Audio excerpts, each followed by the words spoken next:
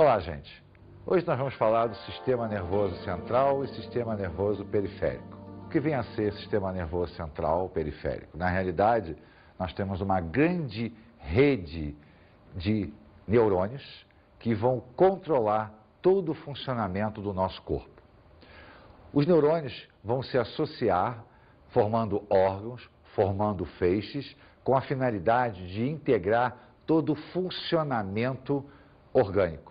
Nós só não podemos esquecer que esse funcionamento orgânico, ele irá trabalhar em conjunto com o sistema endócrino, que é um outro sistema que a gente vai falar depois dele.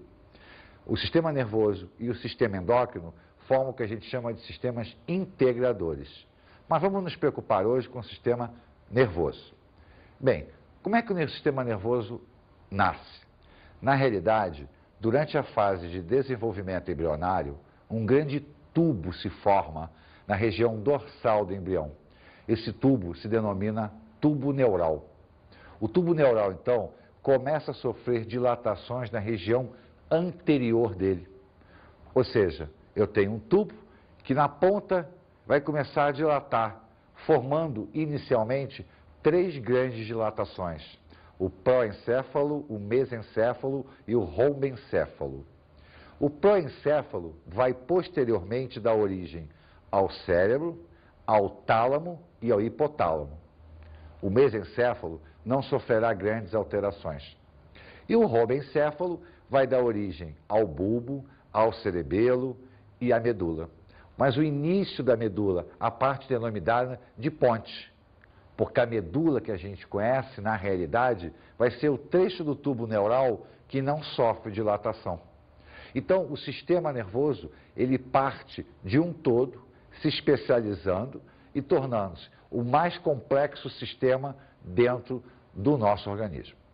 Acontece que, para efeito de estudo anatômico, nós reunimos o mesencéfalo, o bulbo, a ponte e o cerebelo, formando um grande tronco encefálico, a ligação entre o encéfalo e a medula raquidiana ou medula espinhal. Vamos olhar o encéfalo como um todo, para depois a gente olhar cada partezinha desse. Vamos olhar o nosso modelo. Então nós temos aqui, ó, o encéfalo, ele fica situado na caixa craniana, né, na região do crânio, que é uma linha imaginária do céu da boca para cima. Então todo o encéfalo está condicionado na caixa craniana e a medula desce pelo canal vertebral. Então nós temos a coluna vertebral e na coluna vertebral existe um canal por onde a medula espinhal vai passar. Então, dessa maneira, todo o sistema nervoso dito central, que é composto pelo encéfalo e pela medula, estará protegido pelas estruturas ósseas. Vamos observar agora uma enquetezinha, ver o que as pessoas pensam a respeito do cérebro, que é o principal órgão do nosso sistema nervoso central. Vamos a ela.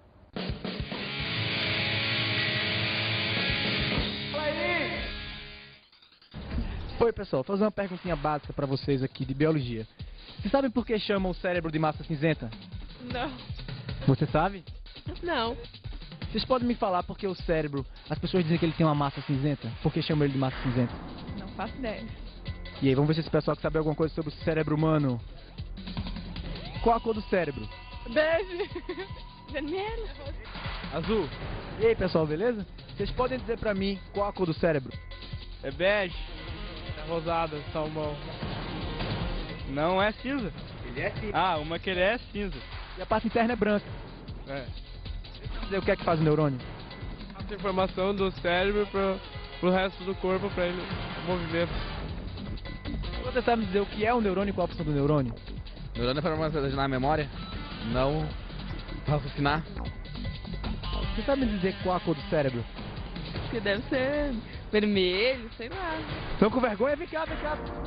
Eu queria que vocês me falassem qual a cor do cérebro. Cinzento. Será que tem alguma coisa falando aqui no livro? Então, você sabe me dizer qual a cor do cérebro? Laranjada. Cinza. Beleza. E no cérebro também, além da massa cinzenta, tem a parte branca, né? Vamos lá, olha só. A parte branca, ela é a parte interna. Ela é revestida pelos axônios. E a parte cinza? É a parte externa. Revestida por quê? Os neurônios. Finalmente, É o cara. Bem, Vênus, a nossa pergunta foi: o que é massa branca, o que é massa cinzenta? Será que as pessoas sabem efetivamente qual é a diferença? Vamos acompanhar agora parte a parte do nosso encéfalo para que a gente possa entender com detalhes o que significa isso. Vamos lá. Bem, o nosso sistema nervoso, ele é subdividido em sistema nervoso central e sistema nervoso periférico. Nós vamos pensar primeiro no sistema nervoso central, que é composto pelo encéfalo e pela medula raquidiana. Dentro do encéfalo, né, que é a estrutura que está na caixa craniana, o cérebro, o cerebelo, o bulbo, a ponte. Cada estrutura dessa tem uma função definida. Não podemos esquecer que tudo funciona como um conjunto. O cérebro é a parte que mais preenche todo o encéfalo, né? Ele ocupa em torno de 75% a 85% do nosso encéfalo. E se nós fizermos um corte nele longitudinal, nós vamos observar que ele é todo formado por reentrâncias, por entradas, que são chamadas de sulcos. Esses sulcos se sobrepõem a curvas, as denominadas circunvoluções. Na realidade, a área mais externa é o chamado córtex cerebral. E ele tem uma coloração cinza, por isso é chamado de massa cinzenta. Mas por que ele é cinza? Porque ele é formado pelos corpos dos neurônios, as regiões de processamento neuronial. Já a parte mais interna é a massa branca, porque ele é formado pelos dendritos e pelos axônios. Mas a grande maioria dos axônios aqui apresentam bainha de mielina. Lembra do revestimento do neurônio? Com isso, a coloração se torna branca. Então, nós temos a massa cinzenta de forma externa, que é a área de processamento, e a massa branca, que é a área interna, que é a área de transmissão do impulso, tanto de entrada no córtex, quanto de saída no córtex. O nosso cérebro é dividido em duas metades, dois hemisférios, o hemisfério direito e o hemisfério esquerdo. E esses hemisférios apresentam uma ligação através dessa estruturazinha aqui, chamada de corpo caloso. Na realidade, ele faz a ligação entre os dois hemisférios, o direito e o esquerdo. Sendo que a gente sabe que, além de cada regiãozinha do nosso córtex, né, dessa área aqui, ter uma função definida, a área auditiva, a área olfativa, a área de memória, a área de aprendizado, existe uma definição assim muito genérica, que o lado direito é o lado das áreas mais emocionais e o lado esquerdo do nosso cérebro, quer dizer, o hemisfério esquerdo, é a área de um raciocínio mais lógico. Mas lembre-se, há uma interligação constante entre eles através do corpo caloso. Todo esse trecho daqui é chamado tronco encefálico. E nós temos aqui a região do tálamo e a região do hipotálamo. A região do tálamo é a que vai fazer a convergência dos impulsos que chegam ao encéfalo, direcionando eles para a área do córtex, onde ocorrerá o processamento, e a saída deles em direção à medula espinhal, que vai transmitir os impulsos para todo o nosso corpo. Já a região do hipotálamo é a área de controle térmico, de controle hídrico. A região do hipotálamo é uma região assim misteriosa do nosso encéfalo. Ela é a sede das emoções, ela é a sede do controle de temperatura da gente. É ela que possui os chamados neurônios secretores. Os neurônios secretores são capazes de produzir hormônios que vão passar por uma glândulazinha chamada de hipófise e dela para o nosso corpo. É nessa região daqui que nós temos a produção do ADH, o hormônio antidiurético, aquele que controla a reabsorção de água lá no tubo contornado distal. Com isso, essa região responde pelo controle da água, o controle hídrico e o controle de temperatura. Esse trecho daqui é a região do mesencéfalo, que associado ao conjunto como um todo, vai dar o controle do equilíbrio da gente. Só que, na realidade, o equilíbrio humano, dos mamíferos de uma maneira geral, ele é extremamente complexo. Ele não funciona sozinho. O mesencéfalo, associado ao funcionamento do cerebelo e da região da ponte, vai fazer com que o nosso cérebro tenha o posicionamento correto do nosso corpo. Mas para não sobrecarregar o funcionamento cerebral, esse trecho daqui do cerebelo e da região do bulbo, da ponte, etc., e do mesencéfalo, são capazes de coordenar o equilíbrio através de reações complexas, como é o caso de um andar de bicicleta, se equilibrar, sentar, levantar. Eles conseguem controlar o posicionamento do nosso corpo através de informações oriundas da região da orelha interna. Então, o conjunto de informações vai manter o nosso corpo em equilíbrio. Esse finalzinho aqui, já aqui por baixo, chegando então, já quase na saída da medula espinhal, é o bulbo, ou medula oblonga. Na realidade, ele faz a coordenação cardiorrespiratória. É ele que vai manter a contração do diafragma e da musculatura intercostal para o mecanismo de inspiração e expiração. Só que ele não faz sozinho, ele aproveita e faz um controle cardíaco para que a gente tenha a regulação dita cardiorrespiratória. A partir daí, então, o sistema vai descer pela medula espinhal. A medula espinhal, então, é um feixe que vai correr por dentro do canal vertebral. Só que ela é interessante sob um aspecto. Enquanto nós temos no encéfalo, principalmente no cérebro, o córtex sendo a massa cinzenta e a região interna, a massa branca, na medula é o inverso. A área interna é a massa cinzenta, a área externa é a massa branca. Isso porque a massa cinzenta é o corpo do neurônio, é a área de processamento. Então, no caso da medula, a área de processamento é interno. Externamente a ela estão as ramificações que vão levar e trazer os impulsos nervosos.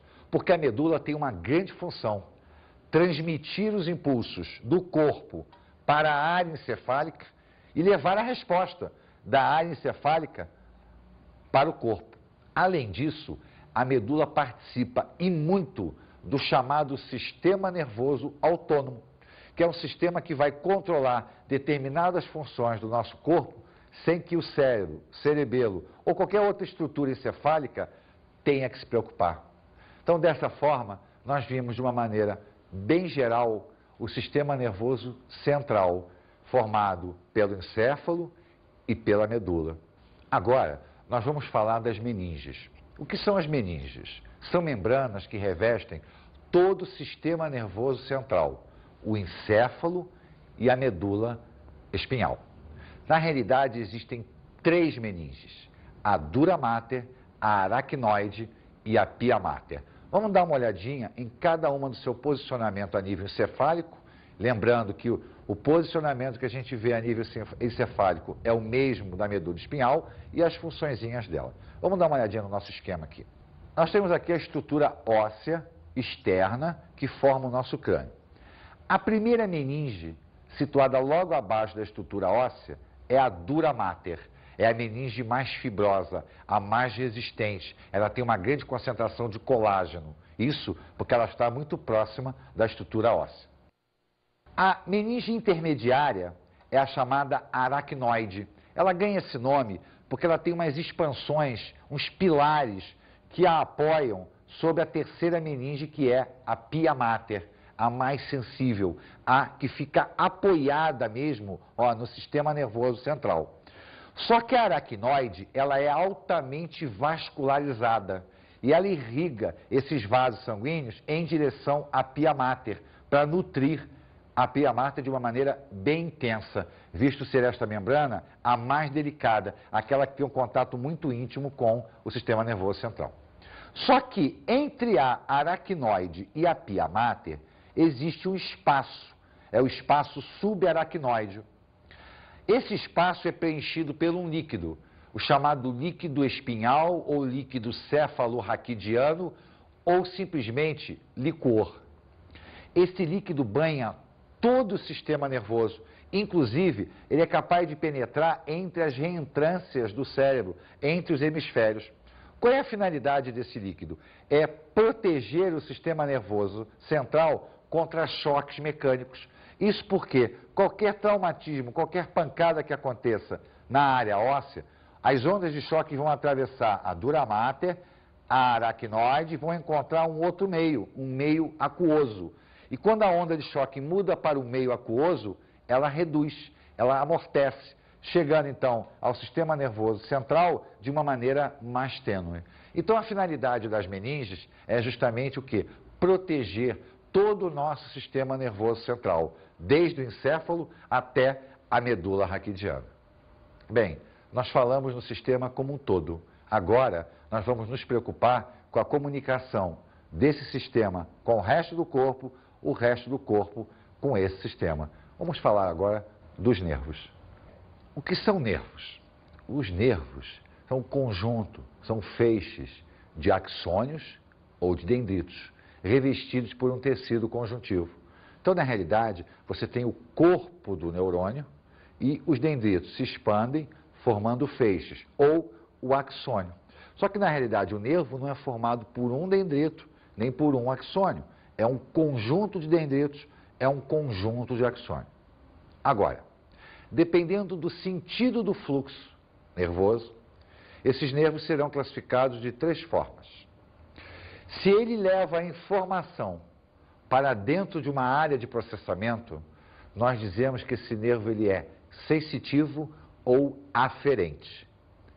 Se ele apenas traz a resposta da área de processamento, nós dizemos que ele é motor ou eferente. Acontece que existem nervos formados pelos 2 feixes. Um feixe que leva a informação, um feixe que traz a resposta.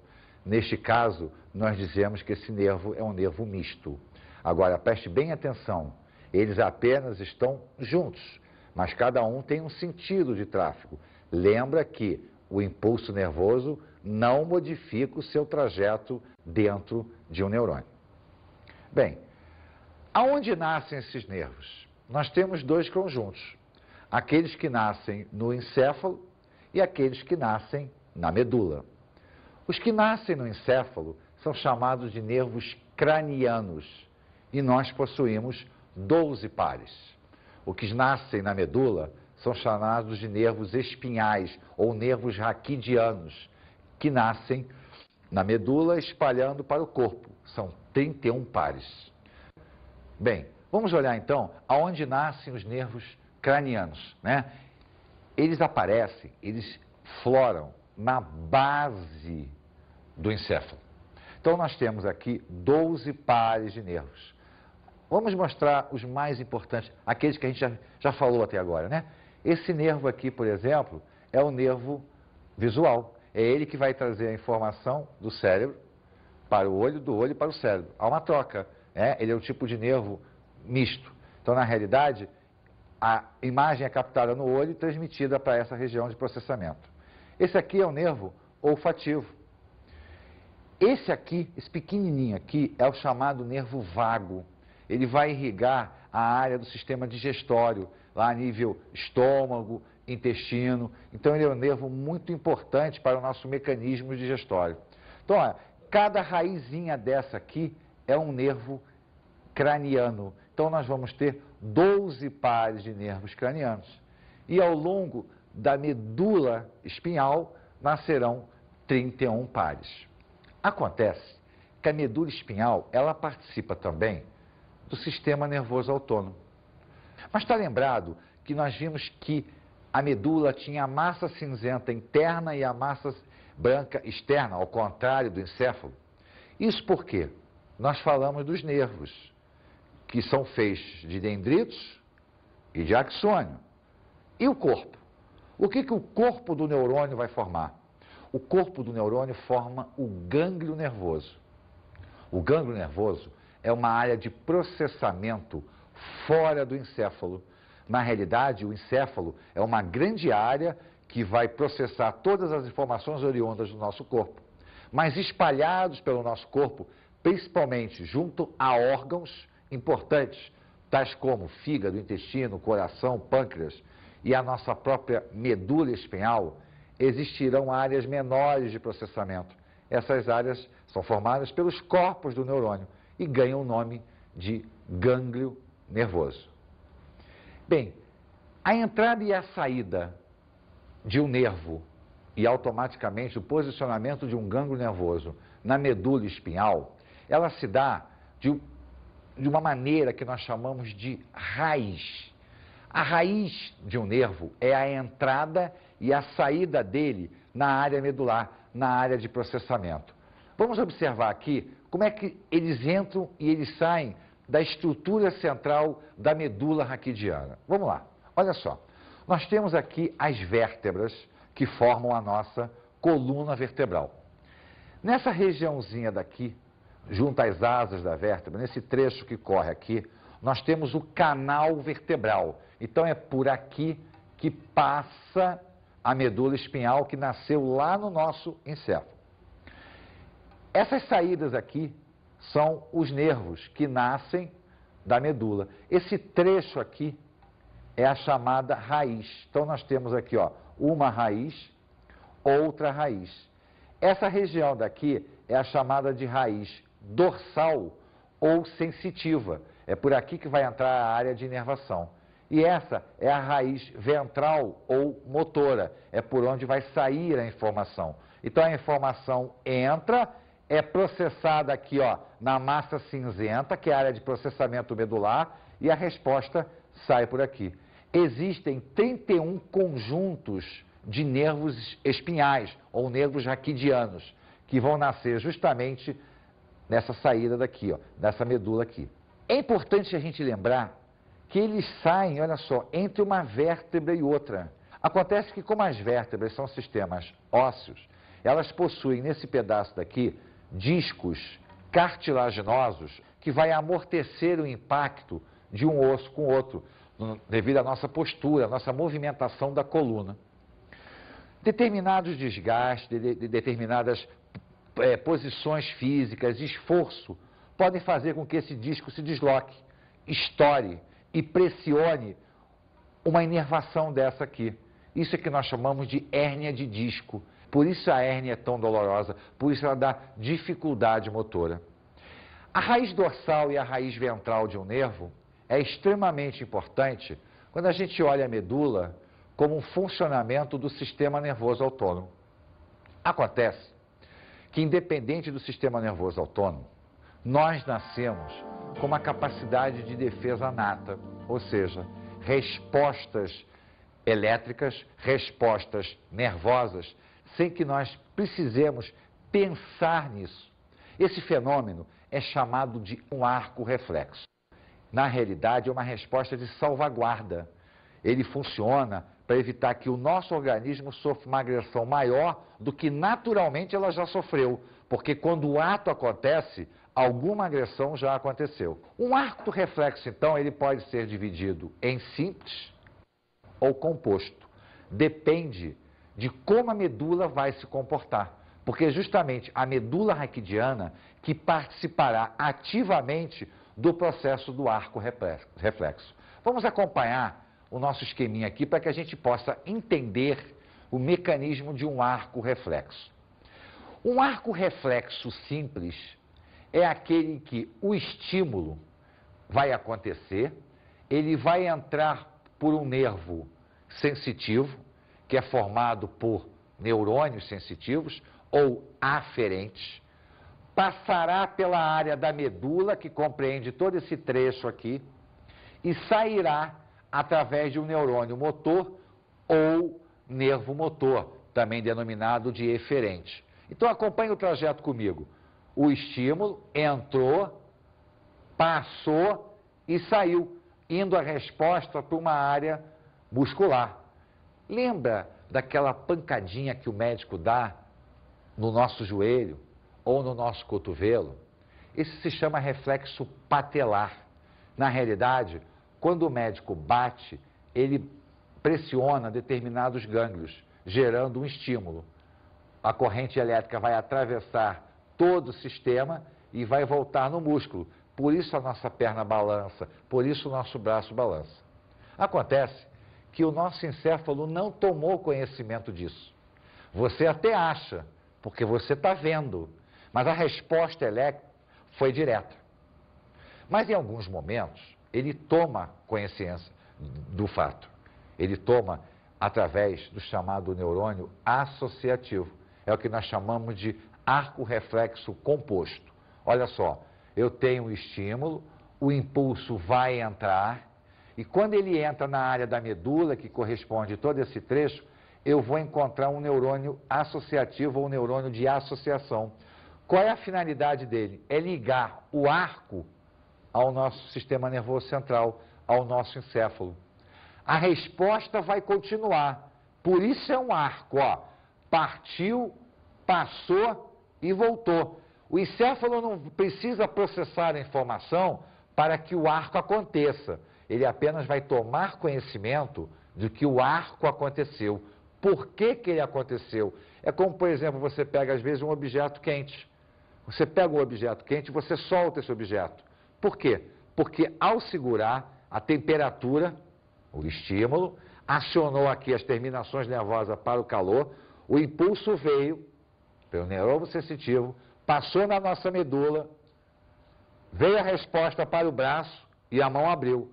Só que, simultaneamente a isso, o neurônio associativo fez a conexão do arco com o nosso encéfalo. Então, o encéfalo toma conhecimento do que aconteceu e, consequentemente, providenciará a resposta. Não a resposta do arco, mas uma resposta para que, novamente, isso aqui não aconteça. Visto que a finalidade do arco reflexo é evitar danos maiores ao nosso organismo. Que você queime mais a mão, ou bata alguma coisa no seu olho, bata a segunda, o seu olho vai fechar, né? A gente pisca quando alguma coisa toca. É um arco reflexo. Então, os arcos têm a finalidade de proteger. Vamos ver agora o funcionamento do sistema nervoso autônomo. Nós falamos tanto nele, mas na realidade, o que representa o sistema nervoso autônomo? Será que ele tem órgãos próprios? Será que na realidade ele funciona independente do central? Não, no fundo, todos eles funcionam de maneira coordenada. Olhemos agora esse nosso organograma do sistema nervoso periférico. O sistema nervoso periférico, era o que nós estamos falando, de nervos e gânglios, na realidade, ele vai funcionar para transmitir o impulso encéfalo-corpo, corpo-encéfalo, e também vai funcionar de maneira automática. Por essa razão, nós dividimos o sistema nervoso periférico em dois sistemas: periférico voluntário, periférico autônomo. O periférico voluntário é quando ele está sendo comandado diretamente pelo sistema nervoso central. Então, olha só, os nervos raquidianos nascem na medula, os nervos cranianos nascem no encéfalo. Só que o sistema é o quê? Voluntário. Por que que ele é voluntário? Porque a conexão encéfalo-medula, medula e encéfalo, ela é consciente. Os nervos funcionam de maneira automática, mas por comando do encéfalo, por resposta da medula. Por resposta da medula, nervo raquidiano. Do encéfalo, nervo craniano. Então é o ato de quê? De andar, de falar, de gesticular. Isso é voluntário, ele acontece se você quiser. Porém, o mesmo conjunto de nervos pode trabalhar de maneira automática. É o caso do sistema nervoso autônomo. O nome está dizendo, ele é automático, autônomo, ele não depende de ninguém. Só que isso tem um problema. Se ele é autônomo, ele não tem um órgão controlador, como é o caso do central. Por esta razão, o sistema é subdividido em simpático e parasimpático. Na realidade, o funcionamento deles é o quê? Antagônico. Quando o simpático estimula, o parasimpático bloqueia. Quando o parasimpático bloqueia, o simpático estimula. Um exemplo, se o nosso coração bate mais rápido, é uma informação do simpático. Mas ao mesmo tempo o parasimpático está mandando ele bater mais devagar. Quando o nosso intestino aumenta o peristaltismo, é uma ordem do parasimpático. Mas ao mesmo tempo, o simpático está mandando ele funcionar mais devagar. Então, esse funcionamento aqui antagônico permite o equilíbrio, visto que não existe um órgão controlador. Só que, vamos lembrar de nervo. Nervo era um feixe de dendrito ou de axônio.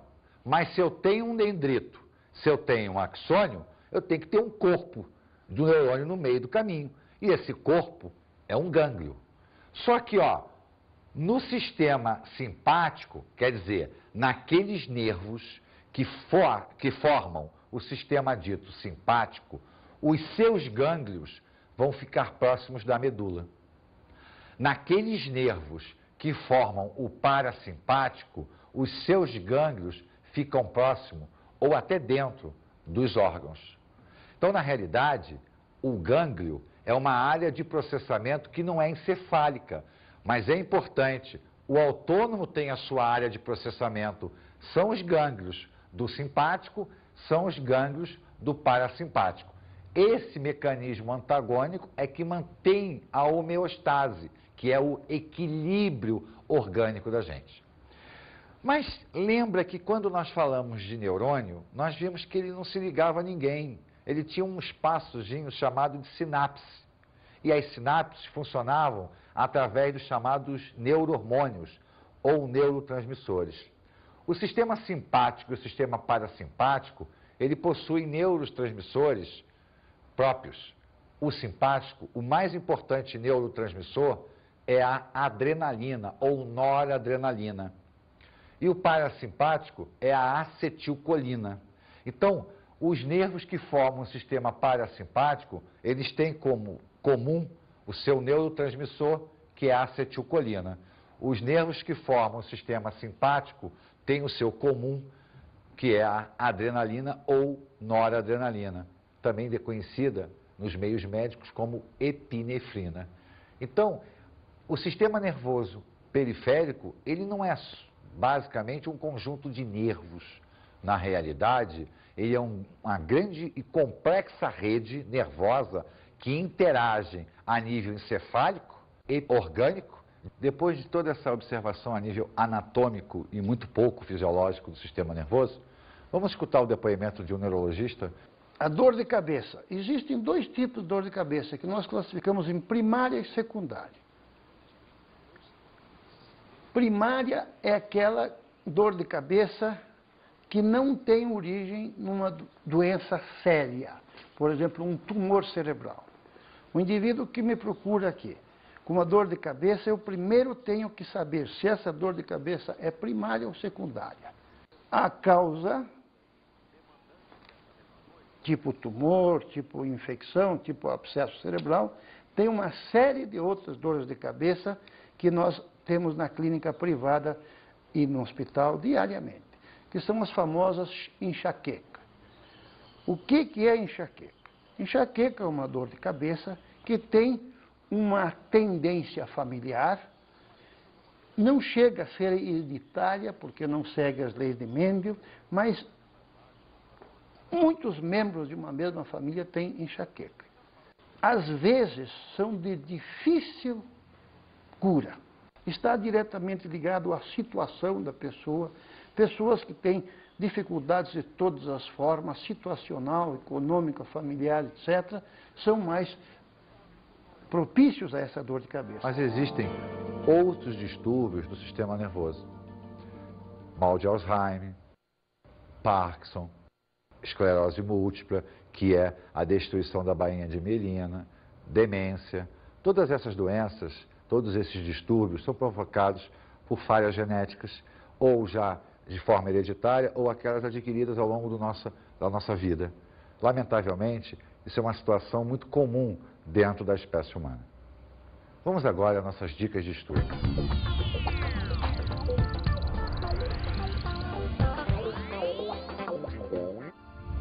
Estude o sistema nervoso como um todo, encéfalo, medula, sistema periférico, nervo, gânglio. Olhe com atenção o ato reflexo, o arco simples, o arco composto. Veja o funcionamento do sistema nervoso periférico. Não esqueça que ele está interligado ao sistema central, mas também funciona de maneira bem autônoma. Um grande abraço para todos.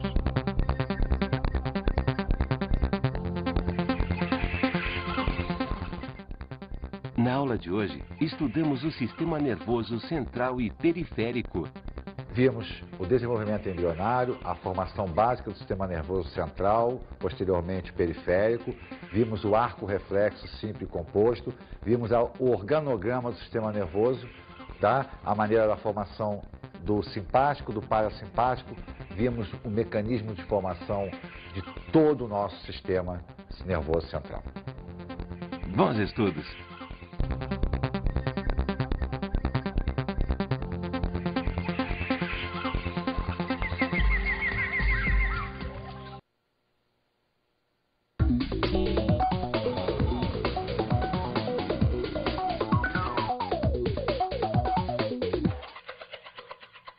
Dê ênfase à formação do sistema, o conjunto central, periférico, a subdivisão parasimpático, simpático, os arcos simples e compostos, para que o aluno possa entender todo o mecanismo de integração do sistema nervoso e, posteriormente, do sistema endócrino também.